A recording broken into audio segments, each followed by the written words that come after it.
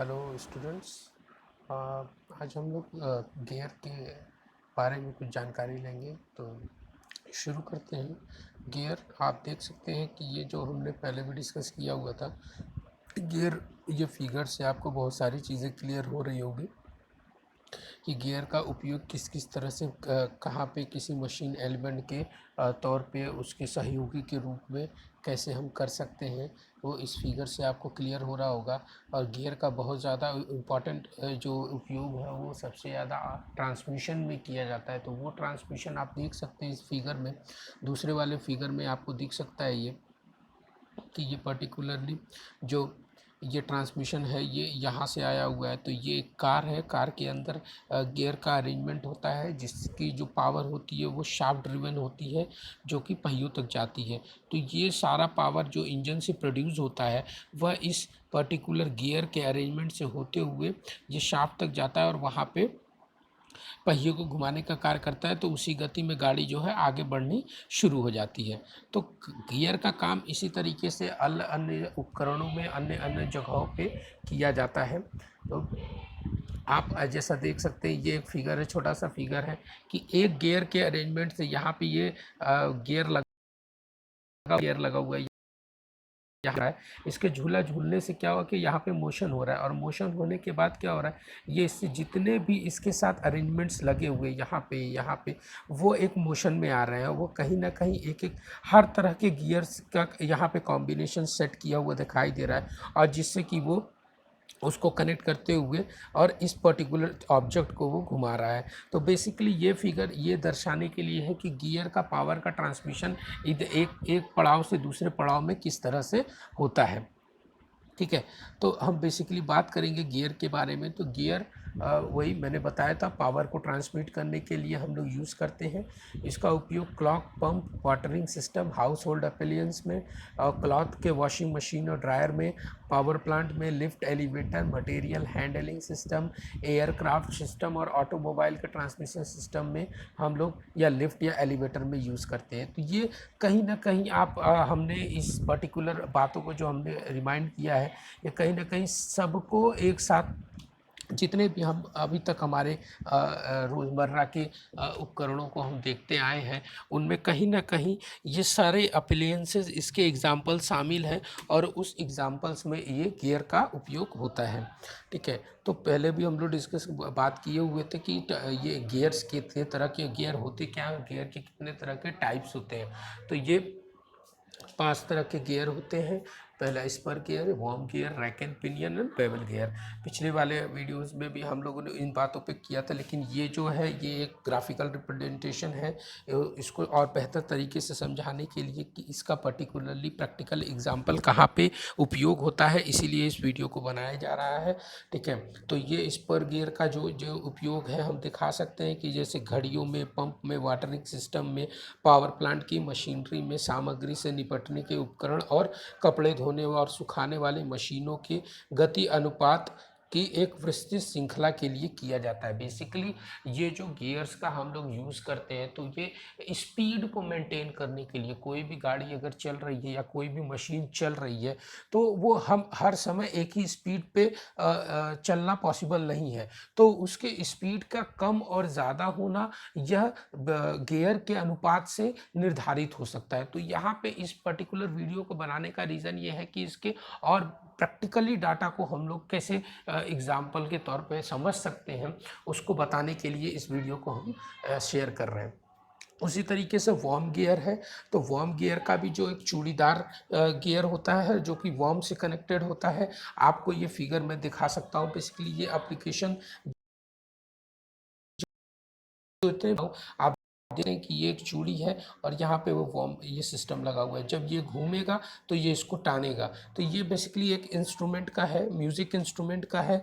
इसका एग्जांपल जो कि वार्म गियर में हम लोग इसको यूज़ करते हैं। ठीक है, आप देख सकते हैं कि ये इसका घूर्णन है और इससे कनेक्टेड जो स्पर गियर है वो रोटेशन करेगा। जब ये रोटेट करेगा तो इसका ये मोशन, रोटरी मोशन स्टार्ट हो जाएगा। तो इस तरीके से इसको यूज़ करते हैं। तो दूसरा गियर का एप्लीकेशन आपको मैं बता दूँ, दूसरा गियर जो है वो रैक एंड पिनियन है। तो रैक एंड पिनियन का काम मैंने बताया था कि एक रैक के ऊपर पिनियन जो है मूव करता रहता है। तो इसका जो एप्लीकेशन है वो वेनिंग स्केल है, मटेरियल को हैंडल करने के लिए। बेसिकली अगर हम बोले तो जो सबसे ज़्यादा उपयोग जो इसका है ये लिफ्ट के लिए और कार के स्टीयरिंग सिस्टम के लिए। जो मैनुअल पहले कारें आती थी, अब तो पावर ट्रांसमिशन हो गया है, लेकिन वहाँ पे भी जब भी गाड़ी के मूवमेंट की बात आती है तो रैक एंड पिनियन जो गियर है वो बहुत ही ज़्यादा उपयोगी होता है। और उसी के बिहाफ पे ही गाड़ी का जो मूवमेंट होता है, कार का लेफ़्ट और राइट का जो मूवमेंट होता है उसको निर्धारित करता है। तो इस वीडियो में यही प्रैक्टिकल एग्जाम्पल को बताने के लिए इस वीडियो को बनाया गया है। और आप देख सकते हैं ये एक रोबोट है जो रोबोट का, वह भी रैक एंड पिनियन के बिहाफ पे ही ये काम करता है। ठीक है, उसी के बिहाफ पे इसको हम निर्धारित करते हैं। दूसरा इसका एप्लीकेशन आप देख सकते हैं कि ये जो एलिवेटर है, ये लिफ्ट लगी हुई है कंस्ट्रक्शन एरियाज़ में, ये लिफ्ट लगे होते हैं। तो उन लिफ्टों को ऊपर ले जाने और नीचे ले जाने के लिए जो गियर का इस्तेमाल होता है, जिस स्पीड में उस गियर वो एलिवेटर को ऊपर लेके जाना और नीचे ले आना होता है, वह इस वॉर्म रैक एंड पिनियन की मदद से हम बहुत ही बखूबी और आसानी से इसको हम कर सकते हैं। ठीक है, नेक्स्ट जो है अपना बेवल गियर है। बेवल बताया था कि इसका जो एक्सिस ऑफ एंगल होता है वो थोड़ा सा ट्विस्टेड होता है, एक एंगल पे होता है, और बेसिकली ये हाई पावर ट्रांसमिट करने के लिए उपयोग किया जाता है। ये ज़्यादा से ज़्यादा पावर को ट्रांसमिट करने के लिए इसका उपयोग करते हैं। कि जैसे कि डिफरेंशियल गियर में ये जो फिगर आपको दिख रहा है, ये पर्टिकुलरली एक डिफरेंशियल गियर का है, जो कि ट्रक, बस और जो भी हैवी व्हीकल्स होते हैं लोड को झेलने वाले, उनके उपयोग के लिए ये लगता है। और यह गियर पावर को ट्रांसमिट करता है इंजन से शाफ्ट के द्वारा, और डिफरेंशियल में लगा होता है, जिससे कि जो पावर आती है इंजन से वह टायरों में जो पहिए लगे होते हैं उन पहियों में वो इंजन ट्रांसमिट कर देता है।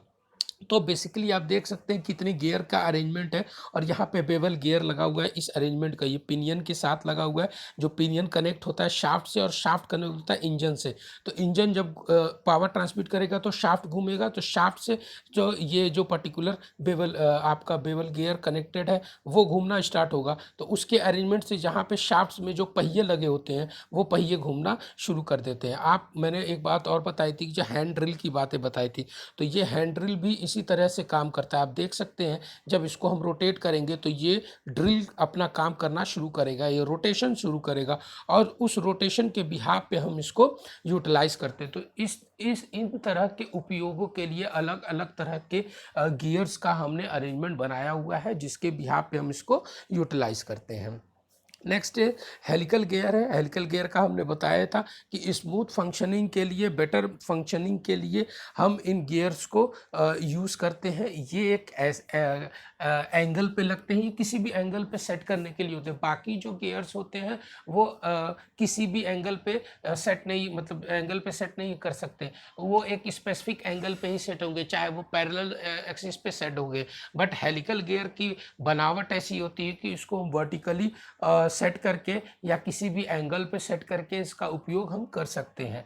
इन गियर्स के बीच जो टचिंग होती है, जो गियर का स्मूथनेस, जो टच होके गियर एक दूसरे को पावर देते हैं, बहुत ही फाइन होता है, स्मूथ होता है, जिसके वजह से आवाज़ जो है इस गियर में आनी बहुत कम हो जाती है। तो इस गियर का उपयोग मैंने बताया था कि बहुत ऐसी जगहों पे करते हैं जहाँ पे नॉइस रिडक्शन बहुत ज़्यादा इंपॉर्टेंट होता है, हाई पावर की ज़रूरत होती है, नॉइस रिडक्शन होता है। लेस एफिशिएंसी की ज़रूरत होती है, तो एफिशिएंसी की ज़रूरत होती है, तो उस जगहों पे इसको हम लोग यूज़ करते हैं। तो लोअर एफिशिएंसी वाली जगह पे इसको हम लोग यूटिलाइज़ करते हैं। ये ज़्यादा से ज़्यादा लोड को सहने की क्षमता भी रखता है। साथ में सिंगल हेलिकल डिज़ाइन जो प्रोडक्ट होता है वो ज़्यादा से ज़्यादा थ्रस्ट प्रोड्यूस करता है, और जिसमें डबल हेलिकल गियर्स होते हैं वो प्रोवाइड नहीं करता है। ठीक है। इसका जो कॉम्प्लेक्स डिज़ाइन है वो थोड़ा-सा कॉस्टलियर पड़ता है बनाना, क्योंकि ये एक इसका जो हेलिक्स कटा होता है वो एंगल पे कटा होता है, और उस काटने के लिए उसको प्रिसाइज़ मशीनिंग की ज़रूरत होती है। तो उसके क्रम लिखना पड़ता है। ये बाकी आपको ये गियर्स दिखा रहे हैं कि ये पर्टिकुलर ये गियर के अरेंजमेंट जितने भी गियर्स हैं ये कहीं न कहीं किसी एप्लीकेशन में इन्वॉल्व है, और उसी इन्वॉल्वमेंट की वजह से इनको यहाँ पे दर्शाया गया है। चूँकि ये बेसिकली ये बताने के लिए ये वीडियो बनाया गया था कि गियर्स के वेरियस एप्लीकेशंस कहाँ-कहाँ पे यूटिलाइज़ होते हैं, तो ये सारी चीज़ें आपको दिखाई जा रही हैं। बाकी अगर कोई भी इसमें रिलेटेड आपको कोई डॉक्यूमेंट कुछ पूछना हो या कुछ जानना हो, तो आप मेरे को मैसेज कर सकते हैं। Thank you.